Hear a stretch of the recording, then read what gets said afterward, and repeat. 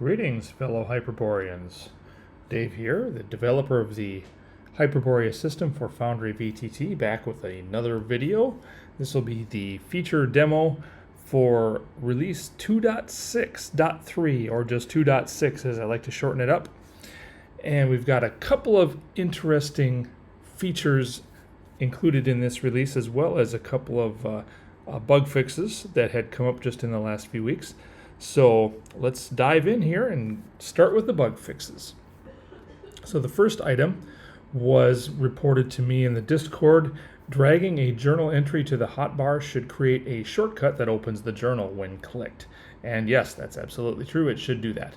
So it's fixed. You can go to the journal entry. We can look at this right here. I can drag it to my hotbar, drop it in slot 8 there. You can see I get a book now, and I open that, and it does in fact open. You can also drag individual journal pages. So if I take, say, the GM notes and drag it down to slot 4, it does that. If I close this and now just open this one, it opens right up to that one page. So that is fixed. I'm going to go ahead and just get rid of those then. The other bug fix was that someone reported they could not cast a spell if there is no token on the scene.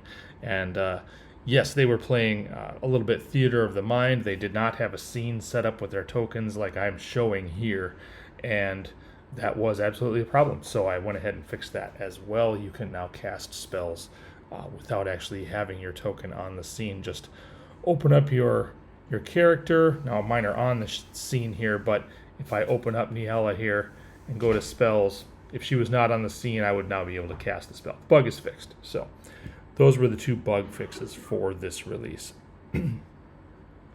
Now, when it comes to features, we've got a couple of interesting ones here for this release. The first one was an idea I had, which actually I got it from the Northwind Adventures Discord server. A fellow GM or referee had talked about how he actually does not apply or reveal the death of monsters until the end of the round. So characters might be all ganging up on one monster, as an example, and even if it dies midway through their series of attacks, the monster will continue fighting. It would even presumably get its own action before falling, and then at the end of the round, it would be revealed to the players that the monster would fall. So I'll show you this option. It is a configuration option. It is disabled by default. Since it is not strictly rules as written, I just thought it was interesting. So we'll go ahead and go into the configuration settings for Hyperborea. And if we look in the combat rules, resolve unconscious and dead at round's end. That's it right there. You can see I have it enabled, but it is disabled by default. And again, it does not resolve the unconscious or dead status of a combatant until the end of the round, when all of those resolutions take place at once. So you could have multiple combatants falling either unconscious or dead all at once at the end of the round. And this sort of reflects the chaos of a battle and the idea that a round being only 10 seconds, everything is kind of taking place simultaneously. So it reduces that temptation, or even really removes the ability to be tempted to, if a monster falls in mid-round, for a player to want to change or redirect their character to some other action, even though they've declared they're going to do melee or missile or whatever it happens to be. Which, again, rules as written, they should not be able to change that declaration. I realize that a lot of GMs probably allow it, and again, this feature here is disabled by default. But if you want to maintain that feeling of everything taking place at once, and keep the tension of you don't know if the monster falls until the end of the round, you don't know where it's at in terms of its health and stuff like that, enabling this feature can perhaps help you with that.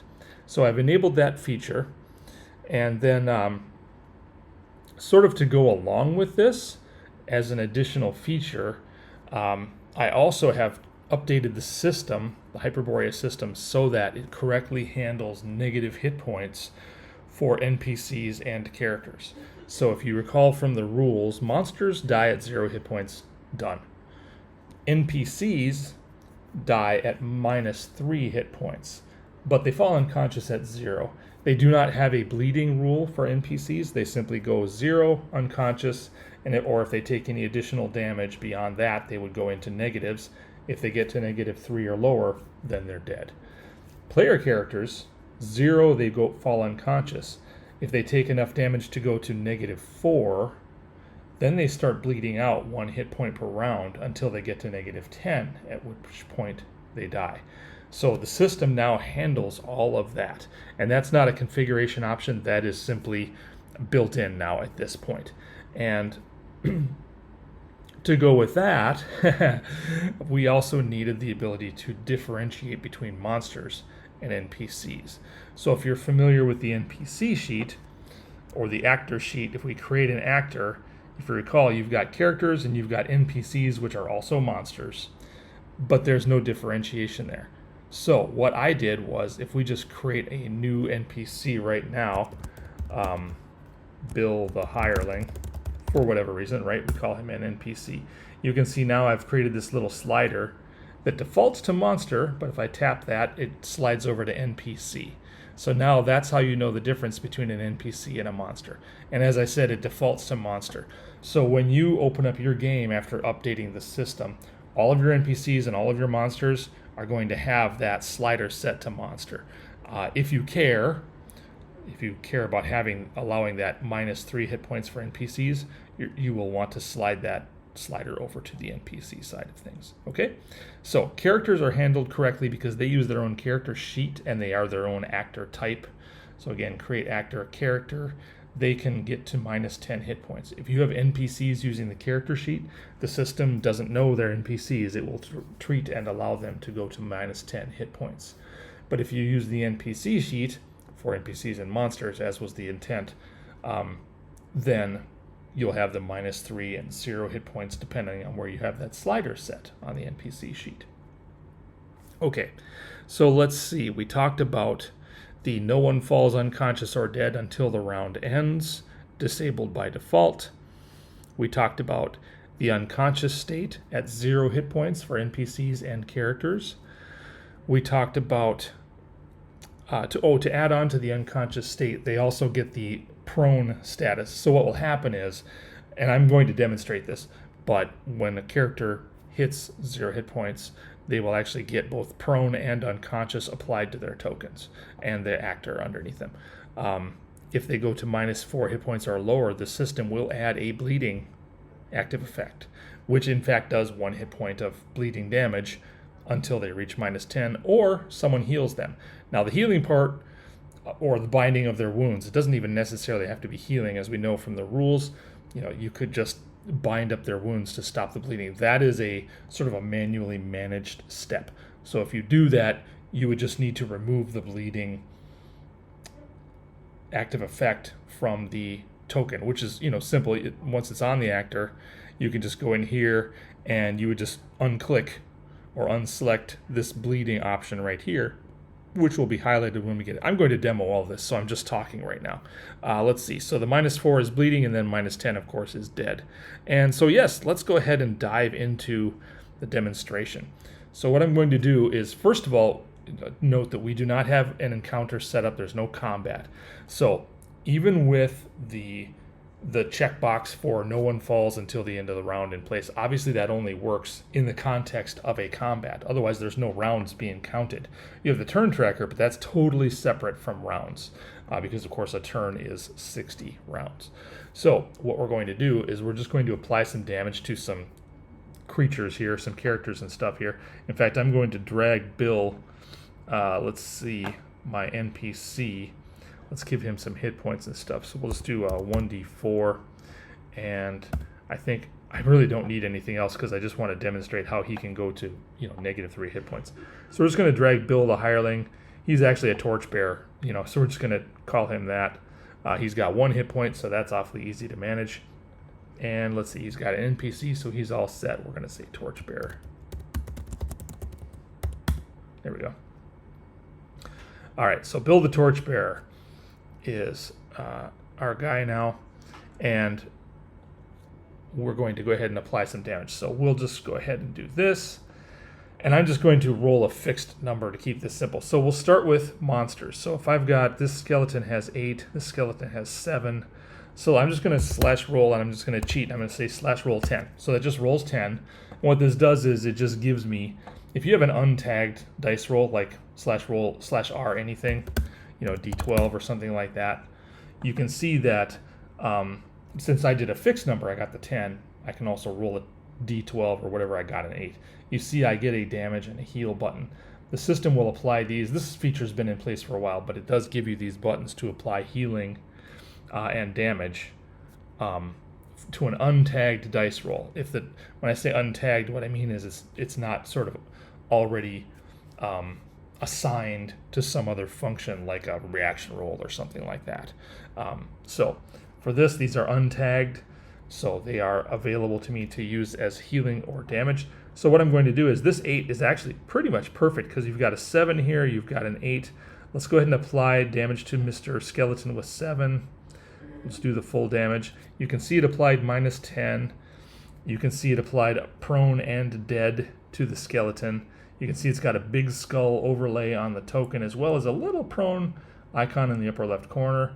And if I bring up the statuses, yeah, you can see dead and prone right there. And again, my point was we're not in a combat. That was applied immediately. Also, the monster did not go to -1 hit points. So he only had 7 hit points. I applied 8 points of damage, but he did not go negative because it's a monster. So it can only go to 0 and it stops there and then he's dead. Now this guy has exactly 8. I'm going to apply that same 8 points to him. 8 hit points to him. And again, he goes immediately dead, prone, just like the other guy. Mr. White with 24 hit points, he will not go dead at all. He takes 8 hit points. He still has 16, obviously not hurting at all. Okay, and then if I go Bill, he's only got 1 hit point. I'm just going to show quickly that he can go negative. So I'm going to go a roll 2 because that'll take him to -1. So we'll just go ahead and apply this to Bill. You can see he went to -1. You can see also, you can actually barely see it because of the way the token works. There is the unconscious, oops, go here. You can see the unconscious face is actually floating over the hooded man face. You can barely see it. It would be better if I did it on one of these characters, and I will momentarily. I just wanted to show this for NPCs. And of course, prone as well. And if I do another 2 hit points, he should die. Since I've got 2 here, I'm just going to apply the same 2 again. And you can see now he immediately went dead. Again, you can barely see the skull is overlaid over the masked man token, or image, I should say. And you can see too, dead and prone are still applied to him. So that's Bill. He's an NPC. He can go to 0 and go unconscious when he gets to -3. And of course, he can't go any lower than -3. If I try to apply more damage to him, it showed the -2 briefly on screen, but you see his hit points did not change. He's still at -3 and he's still dead. Nothing has changed there. Let's see. I'm going to go ahead and undo these statuses quickly here. So we've got that. This guy had, if I do an 8, it should revert to 7, and it did because that was what he had. And the system knows, maximum of 8. So all I need to do is just do some number equal to or greater than that, and it will automatically set it to its maximum. So he has 8. So they're both alive. Mr. White, I'm just going to go ahead and put him up to, I think it was 24 actually. Yep, it was. Bill will bring him back up. He was at like 1 hit point. Yeah, there you go. And we'll undo the death on him. So, and prone. So now all my statuses are cleaned up here. We've got all that fixed up. Oh yeah, and I was going to do a character. So let's see. We've got 20, we've got 20, we've got 19. So these guys all have quite a few hit points. Actually, you know what? We're not in combat, but you already saw how this all applies immediately. That was the greater point. Was if you're not in combat, the damage applies immediately and unconscious and dead statuses apply immediately. And I haven't shown you the bleeding status yet, but what we're going to do now is we're going to go into a combat situation. So let's just go ahead and add all these guys to combat. Let's do that. I missed this zombie at the bottom, but I'm not going to worry about that really. Let's see. So now we've got a big battle here. Let's see. Let's set up my groups. Bill, the hireling. He's not a combatant, actually, so I'm just going to remove him from the combat. Remove the participant. And there we go. So we've got that cleaned up correctly. We also got a treasure hoard here. I've talked about that previously, so we know what that is. And that should be about sufficient to set up a quick thing here. I'm going to go ahead and begin the encounter. And I'm just going to kind of cheat a little bit here. I'm not going to worry about declaring actions or anything like that. I'm just going to roll initiative to set our teams so that our groups are, well, they have their initiative order. And apparently blue won the initiative, rolled a 6. Team red rolled a 3, so the players get to go first. And I'm going to play the same game where I'm just going to not worry about rolling an attack. I'm just going to roll a fixed number so that I can apply damage so you can see how this works. So we know Mr. Skeleton number 2 has 8 hit points and Skeleton 1 has 7. So let's go ahead and roll. I'm just going to roll an 8. And I'm going to apply that to this skeleton up here. Now you can see it applied -8. You can see he's at 0 hit points, but you can also see he's not marked as dead here. You can see that there's no message in the chat indicating that he's prone or anything. So what this does is this hides the state of the monster from the players. As long as you're not revealing to the players the health bar, which of course is a token setting to determine whether you, and I'll just show that real quick in case you're not familiar with this. Under resources, display bars, if you have always for everyone, that's going to tell the players exactly, they're going to be able to see that hit point bar. So you don't want to have that, obviously, if you're using this, do not apply rule until the end of the round. But always for owner, that's fine because the GM is the owner, the referee is the owner, so that's me. But that's what I'm talking about. So the players won't be able to see that hit point bar. They will not know that this skeleton is actually just about ready to die. But the idea here now is we're in the middle of the round. He's been struck. He's taken a mortal blow, but we don't know that. The players don't know that. So they're going to continue. Maybe someone else will attack the same skeleton just to make sure it drops. And meanwhile, the skeleton will even get a parting attack before it collapses in a pile of bones.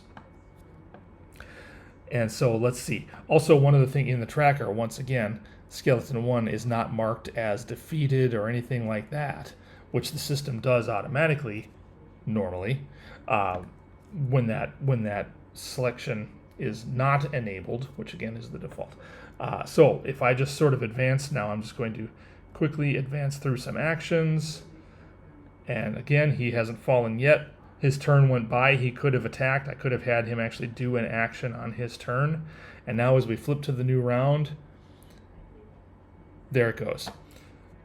And you can see prone and dead applied to the skeleton. So at the end of the round, as we moved into round 2, suddenly this skeleton fell dead. And that is the feature that I'm talking about. And the same thing works for characters, again with negative hit points. So we're just going to do that now. We're going to, we'll just apply some damage. We're going to say everybody ganged up on Carrick here, and he's going to fall. So I'm just going to quickly go through that. So we're just going to /roll. Let's see, what does he have? 20 hit points, I think. Yes. So we're going to do something less because I don't want him to go all the way to -10 accidentally. So let's do like. We're going to do 22 hit points of damage. Initially, that's going to just bring him to -2, so you can see him fall unconscious. So we'll do that. We apply that. Again, we're in the middle of the round here. Nothing has happened. Carrick is at 0, but he's not, and you can, he's at -1 even, but he's not fallen unconscious or anything. As a GM, I would allow the player a parting action or a dying action, however you want to think about that, before he falls unconscious. So we'll go through the round, and I forgot to roll initiative, so it's jumping a little bit randomly here. But there we go, we've gotten to the beginning of round 3. Carrick has now fallen unconscious. And here you can see that unconscious icon much better than you could when it was on Bill's mask icon here. So on the Carrick token, you can see the unconscious there is a large one, and of course the little prone, and if I right click him and go into statuses, you can see those are applied. Also, it's applied as an active effect, so you can see them right here. Now they're not doing much, that like there's no change here being applied. As you can see, there's no change here, nor is there one on prone. However, I should note that the system does recognize prone as a status, which then applies a -4 AC penalty to Carrick, or effectively a +4 bonus to anyone who wants to attack him when he's lying prone on the ground. So if someone really wanted to be vicious and do more damage to him, they would actually get a +4 on their attack roll to try and get through his armor to get at the fleshy meat inside, or something like that. So we've got Carrick now unconscious, just unconscious, not bleeding or anything else. Now we're going to do just a few hit points more to bring him to -4 or -5, something like that. I'll just take it straight to -4 so you can see that's where it actually happens. So I'm just going to do a /R3. That'll bring him to -4. I'm also going to roll initiative because I had forgotten to do that, and that keeps it a little cleaner when I'm advancing through the actions in the round. So we've got the 3 here, so I'm going to go ahead and apply that to Carrick. He's highlighted. We'll apply that. So you can see now he's at -3. Oh, he's got DR. I forgot about that. So he's going to remain unconscious. This is actually perfect because you can see he won't actually start bleeding yet. So I'm going to go ahead and advance quickly through these actions. And there we go. We've gotten to round 4. Carrick is still unconscious, -3. Nothing has changed there. I'm now going to, if I did only 1 point of damage, his DR would stop that. So I'm going to do a /R2. That will then apply 1 point of damage to Carrick that gets through his DR, damage resistance. So we'll go ahead and apply that. And now he's at -4. And again, nothing has changed yet. It doesn't change till the end of the round. So we're going to go ahead and, did I roll initiative? No, I have not rolled initiative yet. So I need to roll initiative for the next round, so we'll do that quickly. And like I said, I'm just kind of quickly cheating through combat just so you can see things take place here. So now, there we go. We've now hit the top of round 5. You can see now bleeding was applied to Carrick. That's in the chat here. And you can see now Carrick has unconscious, prone, and bleeding applied to him. So he's got all 3 of them. You can see the unconscious became a small icon in the upper left corner, and bleeding is the big token. I'm sorry, big image on his token. And if we look at the actual actor, you can see all 3 of these are active effects, and bleeding has the persistent damage enabled feature. So this is one that I've demonstrated a long time ago when this feature was first put in place. If you apply a string like this to the temp persistent damage, the system will actually apply this every round. So it's just going to apply 1 point of bleeding damage. That's what that means. Every round until he reaches -10. So at this point, you can see he's at -4. So it's going to take 6 rounds to get him to being dead. Now I'm going to advance that very quickly here. So let me just go ahead and start advancing through the combats. I may actually, okay, you can see it took 1 point of bleeding damage at the beginning of round 6, or at the transition between round 5 and round 6. He took that 1 point of bleeding damage, and that will continue happening until he reaches -10.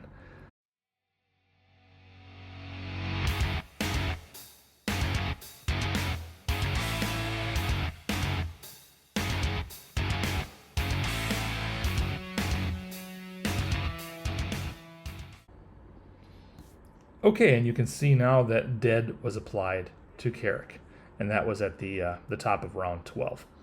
So he took 1 point of bleeding every round until he reached -10, and then dead was applied, and also the bleeding and the unconscious states were removed. So you can see now he's merely dead and prone.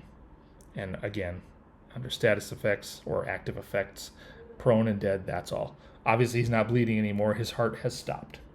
And furthermore, not unconscious, but dead. So that's how the system works. That's how the feature works. Now, even if you don't enable the nobody drops until the end of the round feature, the statuses, the unconscious, the prone, bleeding, and dead statuses, that all still works. It does apply immediately. So the default behavior of the system is to apply these things immediately when someone's hit points hits one of those thresholds. I was demonstrating a combination of the thresholds as well as the nothing happens until the end of the round feature. But be aware that by default, you're going to see them apply immediately. Okay? And I think that pretty well gives us a demo of the new features for this release. I think I've covered everything. We've talked about the no one drops until the end of the round. We've talked about the NPC monster toggle. We talked about the unconscious trigger at 0 hit points, the dead trigger for NPCs at -3, the bleeding trigger for PCs at -4, the dead trigger for PCs at -10. Oh, and monsters really have a dead trigger at 0. Unconscious trigger is for NPCs and characters. And that pretty well covers it. This is release 2.6. Happy gaming, everyone. This is Dave signing off.